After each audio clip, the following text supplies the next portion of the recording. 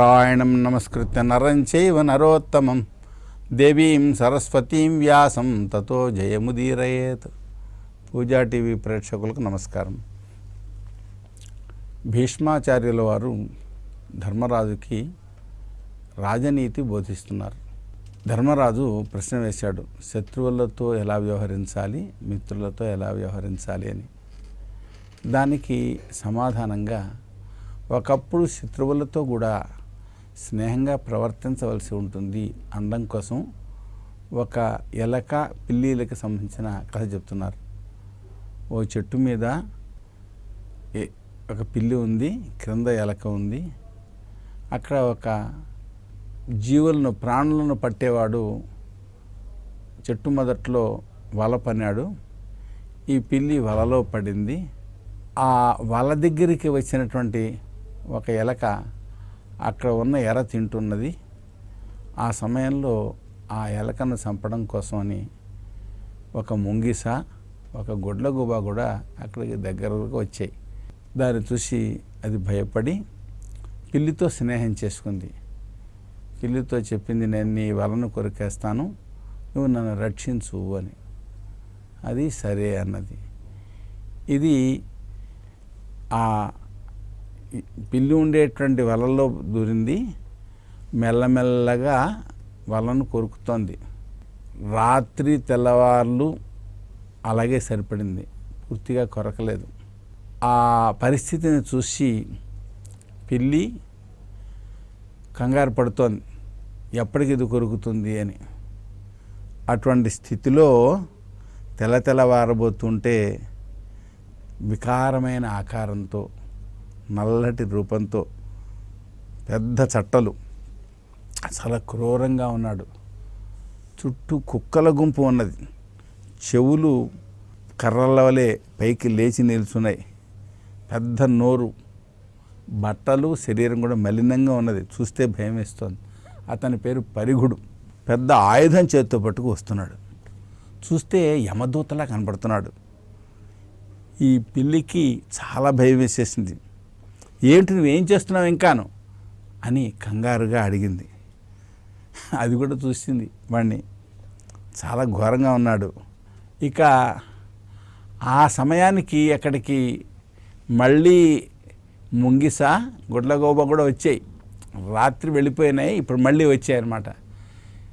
అతన్ని చూస్తే అమ్మో వీడు మన ప్రాణం తీస్తాడని అవి నిరాశతో అక్కడి నుంచి వెళ్ళిపోయినాయి. వెళ్ళిన తర్వాత అప్పుడు ఎలక తెలివైంది కనుక ఏం చేసింది, అది కొరకడం ప్రారంభించింది.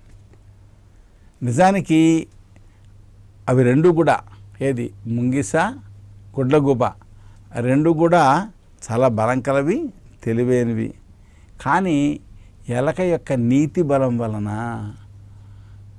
తమ కంటే పిల్లి బలమైంది అని గుర్తించడం వలన దాన్ని ఏమీ చేయలేకపోయినాయి. ఇలాగ ఒక ప్రయోజనం కోసం, తమ ప్రాణాలని రక్షించుకోవడం కోసం ఈ ఎలక, పిల్లి స్నేహం చేసుకున్నాయి. గుడ్లగూబ, ముంగిస ఎలకనేం చేయలేకుండా వెనక్కి వెళ్ళిపోయినాయి. దగ్గరికి వచ్చేస్తున్నాడు కనుక అతడు, ఈ ఎలక ఆ పాశం కాస్త తెంచేసింది. ఎప్పుడు పాశం తెగిపోయిందో పిల్లి చాలా వేగంతో చెట్టు ఎక్కేసింది. ఆ భయం దానికి తొలగిపోయింది. ఘోరమైనటువంటి శత్రువు చేతిలో మరణం తప్పింది. ఈ ఎలక తన కన్నంలో ప్రవేశించింది. పిల్లి చెట్టు కొమ్మ ఎక్కింది. పాపం అతడు వల పన్నినవాడు ఉన్నాడు కదా, ఆ తెగినటువంటి వలను తీసుకుని చుట్టూ చూశాడు. వాడి ఆశ పోయింది. ఎందుకంటే లోపల ఏదో జీవి పడింది, పడినా తప్పించుకుపోయింది, వలను తెంపేసింది. అక్కడి నుంచి అతడు వెళ్ళిపోయాడు. వెళ్ళిపోయిన తర్వాత ఈ భయం తొలగినటువంటి ఈ పిల్లి అమ్మయ్య బతికాను అనుకున్నది. బతికాను అనుకుని చెట్టు కొమ్మపై నుండి ఆ కన్నంలో ఉండేటువంటి ఎలకతో అంటోంది, అదేంటయ్యా భయం తొలగిపోయింది, మనం ఒక్క మాట కూడా మాట్లాడుకోలేదు, నువ్వు తొందరగా అలా వెళ్ళిపోయాను, నేను ఇలా వచ్చాను. నేను కృతజ్ఞున్నయ్యా, నువ్వు నాకు ప్రాణరక్షణ ఇచ్చేసావు, ఒక్క మాట మాట్లాడటే నన్ను సందేహించట్లేదు కదా నా నమ్మకాన్ని సంపాదించావు, నాకు బ్రతుకునిచ్చావు. మన ఇద్దరం కలిసి ఉండే సమయంలో, ఆనందంగా ఉండవలసిన సమయంలో నా దగ్గరికి రావేంటి, అలా వెళ్ళిపోతావేంటి? పూర్వం స్నేహంగా ఉండి ఆ స్నేహాన్ని కొనసాగించుకోవాలి. తెలివి తక్కువవాడు, దుష్టబుద్ధి ఆ స్నేహాన్ని కొనసాగించుకోకపోతే ఆపదల పాలవుతాడు. ఆపదల సమయంలో మిత్రుడెవడు వాడికి లభించడు. నన్ను చాలా స్నేహంగా మాట్లాడావు, ఆదరంగా మాట్లాడావు, మరి నీ సామర్థ్యంతో నాకు మేలు కలిగించావు, మిత్రత్వాన్ని పొందావు. మనం కలిసి ఆనందంగా ఉండవలసిన సమయంలో మరి అలా వెళ్ళిపోతే ఎలాగ చెప్పు? ఈ పైనుంచి నాకు ఎందరు మిత్రులు ఉన్నారో, నా బంధువులు ఎందరున్నారో, నా స్నేహితులు ఎందరున్నారో, వాళ్ళందరూ నిన్ను గౌరవిస్తారు. శిష్యులు గురువు గారిని గౌరవించినట్టుగా గౌరవిస్తారు. నేను నిన్ను గౌరవిస్తాను, నీ మిత్రుల్ని, నీ బంధువుల్ని కూడా నేను గౌరవిస్తాను. నా జీవితాన్ని ప్రసాదించావు. కృతజ్ఞుడు ఎవడు ఉపకారం చేసిన వాడిని గౌరవించడు చెప్పు. కనుక తప్పనిసరిగా గౌరవిస్తాం. నిజానికి నా శరీరానికి, మా ఇంటికి, మా సంపదలకు నువ్వు ప్రభువయ్యా.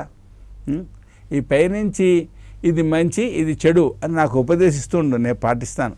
నువ్వు నాకు మంత్రివి. తండ్రి కుమారుణ్ణి ఎలా ఆజ్ఞాపిస్తావో అలా ఆజ్ఞాపించు. నా వలన నీకు భయం లేదు. నా జీవితం పైన ఒట్టు వేసి మరీ చెప్తున్నాను. బుద్ధిలో సాక్షాత్తు శుక్రాచార్యుడు అంతటి వాడివి. నాకు బలం అధికంగా ఉందనుకో, నీ ఆలోచన బలంతో నా బలం కలిసినట్లయితే చాలా మేలు కలుగుతుంది. కనుక నాకు బ్రతికిచ్చావు, నువ్వు అంత మంచి ఆలోచన చెప్పావు. ఇలాగా చాలా శాంతిగా మాట్లాడుతోంది పిల్లి. ఆ ఎలుక చాలా తెలివైంది. తనకు హితమైనటువంటి మాట అది చెప్పింది. నువ్వు చెప్పేదంతా చెప్పావు కదా, నేను విన్నాను. నేను చెప్పేది కూడా నువ్వు విను. నాకు తోస్తున్న విషయం చెప్తాను. స్నేహితులని తెలుసుకోవాలి, శత్రువులను కూడా తెలుసుకోవాలి. ఇది చాలా సూక్ష్మమైనటువంటి అంశం. ఇది ప్రాజ్ఞులకు సమ్మతమైన అంశం నేను చెప్పేది. కొందరు శత్రు రూపంలో ఉంటారు మిత్రులు, కొందరు మిత్ర రూపంలో ఉంటారు శత్రువులు. సంధి చేసుకునే వేళ ఈ విషయాన్ని గ్రహించలేరు. కామానికో క్రోధానికో వశపడి సంధులు చేసేసుకుంటూ ఉంటారు. వాస్తవానికి ఈ లోకంలో వీళ్ళు మిత్రులు, వీళ్ళు శత్రువులు అంటే ఏం రాసిపెట్టి లేదు. సహజంగా మిత్రులు కాదు, శత్రువులు కాదు. వాళ్ళ యొక్క సామర్థ్యాన్ని బట్టి, ప్రయోజనాన్ని బట్టి కొందరు శత్రువులు అవుతుంటారు, కొందరు మిత్రులు అవుతుంటారు. ఎవడు బ్రతికి ఉండగా తన ప్రయోజనాన్ని కలిగిస్తాడో, పీడన కలిగించడో వాళ్ళు మిత్రులు అవుతూ ఉంటారు. అయితే ఆ ప్రయోజనానికి భంగం కలగడం, పీడ కలిగించడం చేస్తే శత్రువు అవుతుంటారు. కనుక మిత్రత్వం అనేది స్థిరమైంది కాదు, శత్రుత్వం కూడా స్థిరం కూడా కాదు.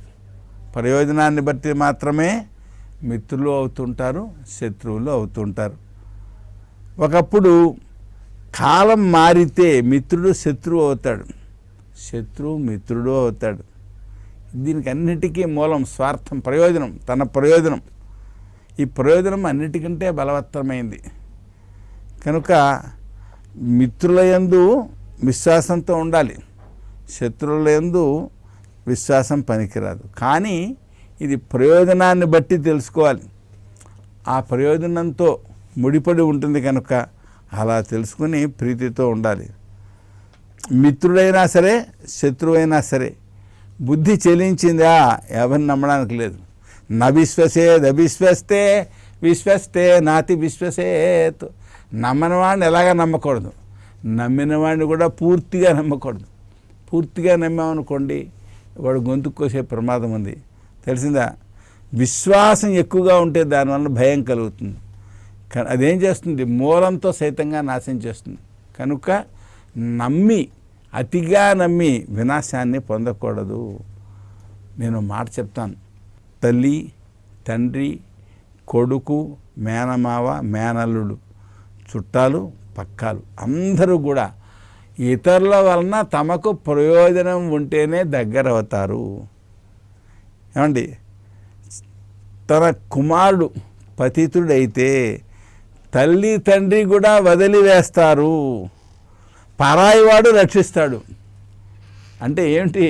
వాడి వలన తమకు ప్రయోజనం ఉంటే పరాయివాడినైనా రక్షిస్తారు, వాడి వలన తమకి నష్టం వస్తే దగ్గర వాళ్ళు కూడా వదిలివేస్తారు.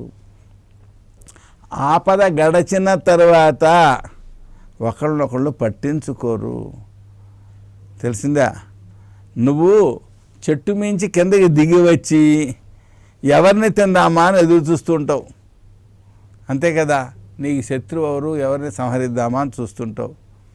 కానీ విచిత్రం ఏంటంటే నీ ఎదురుగుండా ఉన్న వలను కూడా చూడలేకపోయావు. తొందరపాటు, చాపల్యం వలన నీ ఎదుట వలను గుర్తించక దాంట్లో పడ్డావు. చూసావా? నీ విషయంలోనే నువ్వు ఇంత అజాగ్రత్తగా ఉంటే ఇతరుల విషయంలో జాగ్రత్తగా ఎలా ఉంటావు? చాపల్యం కలవాడు అన్ని పనులను నాశనం చేసుకుంటాడు. ఇప్పుడు ప్రియంగా మాట్లాడుతున్నావు, నువ్వు చాలా ఇష్టమైన వాడు అని, అంత బాగానే ఉంది. కానీ నువ్వు ఇష్టంగా మాట్లాడడానికి కూడా కారణం ఉంటుంది. ఎందుకంటే ఒక కారణం వలన ఇష్టమైన వాళ్ళు అవుతారు, ఓ కారణం వలన ద్వేషం కలవాళ్ళు అవుతారు. ఈ లోకంలో తమ ప్రయోజనాన్ని అనుసరించి వ్యవహరిస్తారు తప్ప ఎవ్వరికీ ఎవరు ప్రియమైన వాళ్ళు లేరు.